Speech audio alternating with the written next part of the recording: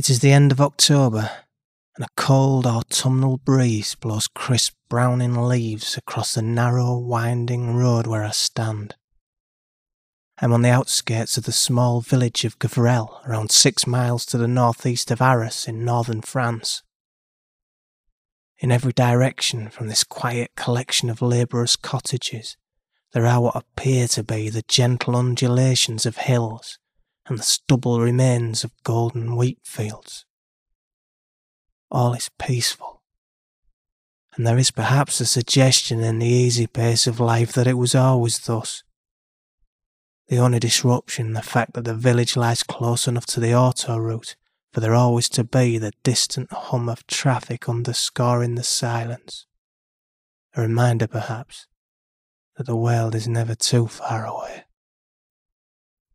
I pull my coat tight and watch a slow, solitary tractor wind down the Rue de Plavin to begin the autumn ploughing, an annual ritual the length and breadth of Europe. But here, as the furlongs are turned deep into the earth, different kind of harvest will be reaped. The yearly iron harvest. A fact of life that in these parts is no longer worthy of mention. As the tractor slowly works the fields, the plough will turn up a surfeit of rusted shells, long serpentine curls of barbed wire, and the decayed remains of what were once congruent trench supports. Ghosts that refuse to stay buried. With each passing year, the Département du Déménage recover around 900 tons of unexploded ordnance, newly exhumed by ploughshares, and the earth's seeming refusal to hold on to these reminders of darker days past. What will not be turned up are the real ghosts that haunt this soil.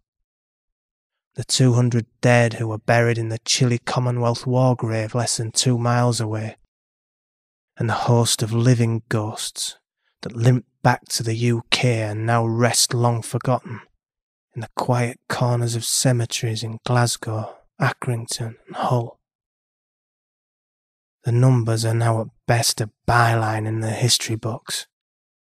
How many died? How many were injured? How many yards were won over how many days?